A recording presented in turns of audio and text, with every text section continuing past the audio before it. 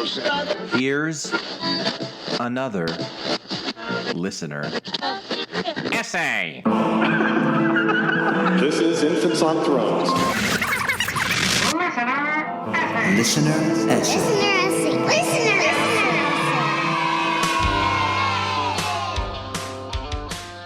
Welcome back to Infants on Thrones. I'm Glenn Ostland, and today's listener essay comes from Miriam and is titled, My Response to Jonathan Haidt. Now, if you want to vote for this essay and give some private feedback to the author, visit our website. I'll give you the form letter pre-recorded detailed message at the end of the episode today. But for now, take it away, Miriam.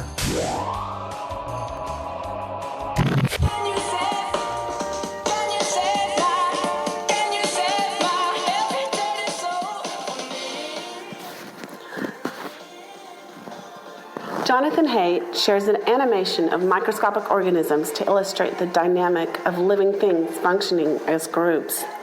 He describes the fascinating eventuality where, sometime in deep prehistory, one organism swallowed another and together they began to function as a new organism, a superorganism.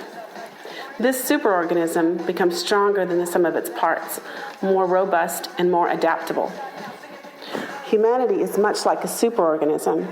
As social creatures, we need each other and benefit greatly from each other. Groups provide interaction that produces more strategic and material resources beneficial for our individual survival. In a way, the individual is swallowed into a social group and then becomes one of many functioning organs of the whole creature, the group. This group distinguishes itself, Jonathan Haidt continues, with transcendence. Euphoria and ecstasy within the group coalesce the group members into a like mindset focused on a joint belief or cause.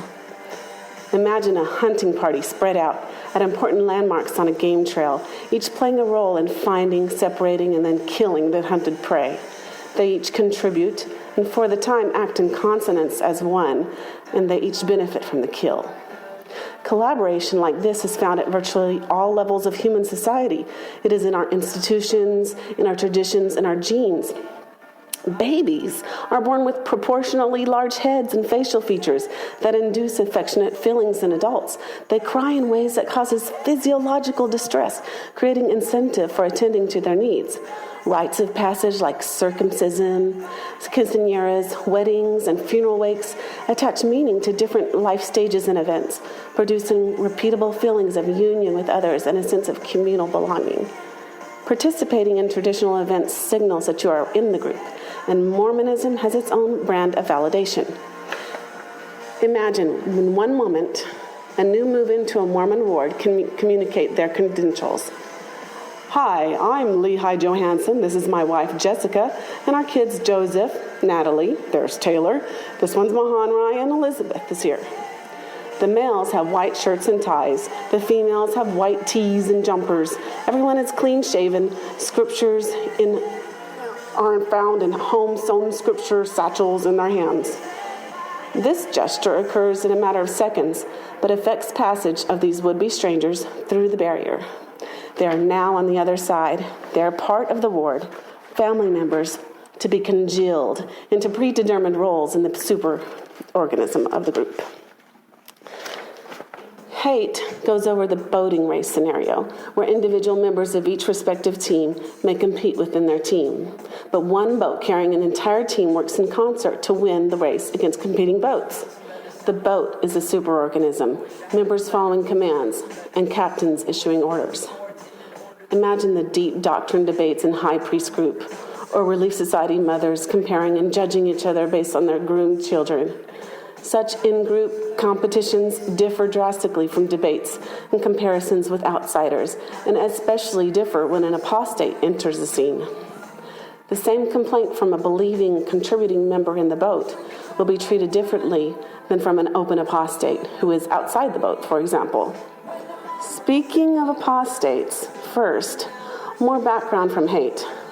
Human beings form cohesive groups similar to superorganisms, yet they are not the most cohesive and are not as cohesive as bees. This is where, in my opinion, humanity surmounted a threshold of existence because people can leave their groups. They can leave their groups, then form other groups. Then the new group can compete against the original group, even absorb its members. Then another group might form from leavers, which competes, and so on. On a whole, this ability to break away mathematically improves our ability to adapt. Instead of being tied to one group and one type of cohesion, the superorganism groups can be variable and offer people more options, and more viable options improve adaptability. As a result, the entire human superorganism as a whole, global and dynamic, is more adaptable. Don't believe this superorganism mumbo-jumbo. Consider the pencil, the yellow painted iconic number 2 pencil with the aluminum band and eraser at the top. It literally takes hundreds of thousands of people, possibly millions, to make one pencil from scratch, to mine, find, and grow the raw resources, to build and power the ships, to transport those resources, to refine and mix those materials that eventually, after hundreds and hundreds of steps, these components are mechanically formed into a pencil. Go off the grid even, and you will likely take something with you that is sophisticated and work-intensive as a pencil, be it a hammer, or seeds, or nails, or medicines. Try to reproduce and raise a family, and you will need such things to survive and continue in perpetuity. So, back to that cultural membrane, one more specific and tightly binding than capitalism and trade, the religions, and specifically Mormonism. Mormonism's membrane is belief, centered around the claims of Joseph Smith, the passage of central authority through his male successors, and the limited distribution of that authority to local male priesthood leaders. Remember the Ward's new family, the Johansons? They walk into a ward of complete strangers. Consider the process by which they are to accept the new authority. The bishop, the man who has final priesthood authority over the ward and over their future participation in it. Hi, I'm Bishop Jones. Nice to meet you. Pause. Well, that's all. The Johnsons take his divine authority on faith. Lehi, Jessica, Joseph, Natalie, Taylor, Mahanrai, and even little Elizabeth will all eventually pass through Bishop Jones' office to stand before him and be judged on their personal worthiness before God. Bishop Jones will decide if they pass.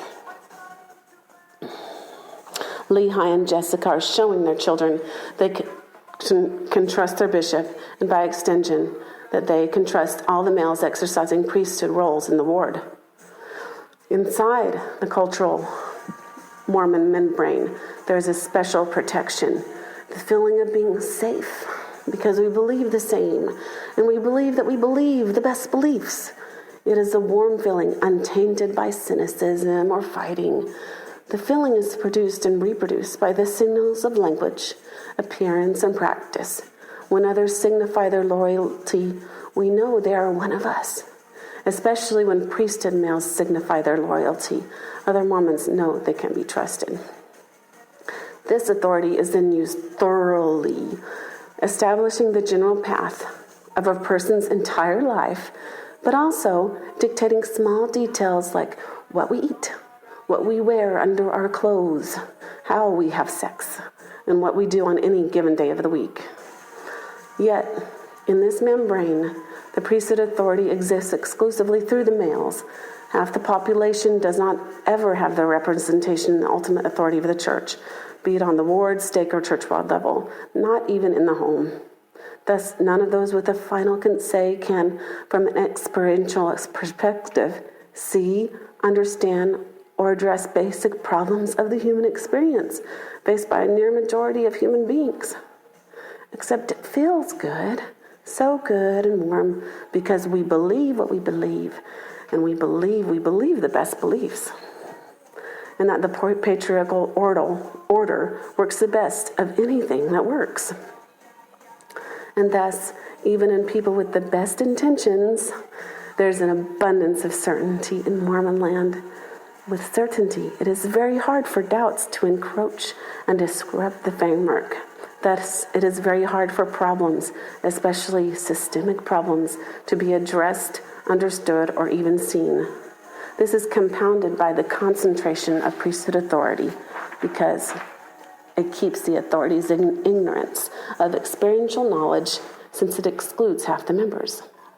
This is further compounded because individual members are taught to trust priesthood authorities to the extreme on an intimate basis, making them more vulnerable to improprieties of leaders and making leaders more impervious to criticism.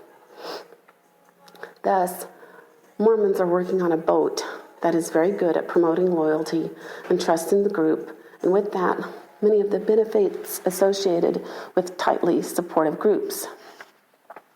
Yet when things go wrong with the boat itself, you could say the loyalty is so tight that it takes a great deal to change the boat or fix it. I really enjoyed Jonathan Haidt's talk and how it helped me think about Mormon culture, of somewhat how it functions and how we functioned in it. Most of all, I like the idea of not merely transcending self from time to time and becoming part of something more, but of transcending culture for something more and better, and hopefully creating something better. There is something that makes Mormonism inevitably counterproductive to individual progress. It inhibits that thing that makes humans as adaptable as we are, because Mormonism inhibits group disloyalty. Is it a coincidence that Utah is called the Beehive State? Mormonism makes humans more cohesive than they should be or need to be for their own good. That is what is so untenable, and this is what ultimately damns the church. The genius of humans is that they can both collaborate in cohesive groups, but then also break away from groups to form competing alternatives, improving overall human adaptability. So, inasmuch as the church denies an individual their ultimate personal authority over their own lives, it denies them their selves. Stomp out this basic genius of the human condition, and you destroy collective and individual progress. My name is Rebecca, and unfortunately, I speak from experience. Also, fortunately, I also speak from experience. Most of my immediately family left the church earlier this year. A family of 9. Hubs and I met and married at BYU. Our first 3 were born in Provo when we lived at Wymount Terrace. We've experienced the church in 3 U.S. states and 3 different countries and languages. Our children are aged from 6 to 18, and we are so glad we can start course correcting now.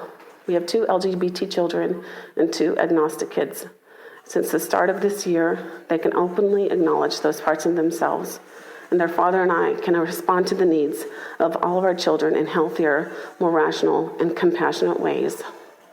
I am so happily mindful of the intuition I have and the brain I have that has led me to this place and helped me bring my family to this place. So glad to adapt and learn. Thanks, infants, for helping. Thank you for the listener essay. We desire all to receive it. And if you want to vote for it, go to the website and vote for it and give the author some feedback. And then tune in again tomorrow, because we'll be doing this all over again with a brand new listener essay. I'll have all the long-winded fancy details as an Easter egg, so you can skip over it if you want, or listen to it if you want. It'll be there after Zoe says, "Thank you for listening to Infants on Thrones." That's how we roll. Hi, this is Hillary. Matthew, Ryan, Carol, Keith, Ashley, and I like to play bingo online while listening to Infants on Thrones. You can comment on this episode on the website, infantsonthrones.com. And if you really like what you hear, Consider supporting us on Patreon for as little as $1 per episode, capped at whatever total amount you want to cap that at. I mean, where do you think the money is coming from to award prizes to the listener essays, huh? Pretty cool stuff we're doing on Infants on Thrones. Also, give the Quorum a 5-star rating and write a short review on iTunes. I did. Anyone for the closing prayer? Thank you for listening to Infants on Thrones. Infants on Thrones. well, that was a great listener essay, wasn't it? Ready to go vote for it? Now, if you've heard this before and you're an old pro at voting for these essays, you can just skip over this part. Now, here's how this is going to work. As it stands right now, I have 14 listener essays, and that means that for the next 2 weeks, starting today, February 7th, ending on February 20th, you will be hearing one listener essay per day, at least for those of you who listen in real time once the episode is released. And FYI, some of these essays were submitted to us without a title, so I gave them a title myself. So if you think the title of the essay is stupid, well, that's probably my fault, because damn if I don't love me some stupid. But here's the really exciting part. One of these 14 essays will win $218 because it's 2018 now, and we like to be cute and stupid about things, but we're not able to award a $2,000 prize just yet, okay? Another essay will win $109, half of the $218, and I think I actually got the math right this time, I think. And a third will win $50, and you listeners get to choose who these winners will be, and you'll also be able to give private feedback to each author. So here's how that's going to happen. After you listen to the essay today, go to our website, infantsonthrones.com, find the post for the essay that you listen to, and be sure that you have the author's name and the essay title right so that your feedback goes to the right place. Click on the survey that's associated with that essay, and it's going to be there on the post. Fill out the survey and submit it, and then sit back and breathe in and breathe out, and feel life's energy flow through you, and bask in the warm feeling of knowing that you made a difference in the life of someone brave enough to submit a listener essay to Infants on Thrones. Now, when you fill out these surveys, you're going to be asked two things primarily. One, to rate the essay on a scale of 1 to 5. And then you'll also have the opportunity to write in some of your thoughts, some of your feedback for the author. It'll only take a few minutes, and then boom, you're done. Now, you can do this for every single essay, every single one of these 14 essays. You can vote, or you can put your feedback for each one of these 14 essays, but you can only vote once for each essay. Does that make sense? Okay. Now, voting will be open through the entire month of February. Even though the essays will stop on the 20th, you'll still be able to vote for the last week or so of February. On March 1st, voting will be closed, and then the winners will be announced on Saturday, March 3rd. Now, some of you may be wondering, is there a deadline for submitting essays?